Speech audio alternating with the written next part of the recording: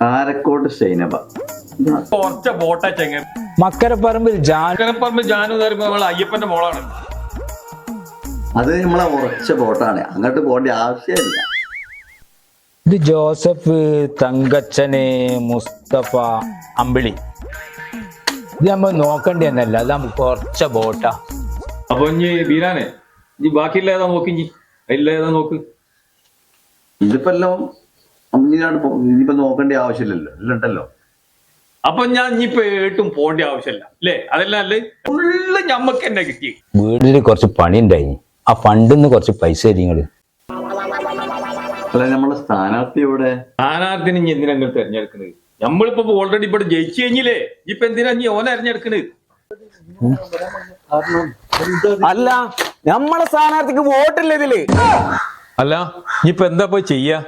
ഇപ്പൊ ഒന്നും ചെയ്യാനില്ല, ആ ഫണ്ടും വാങ്ങി നമ്മോട് പിരിയാ.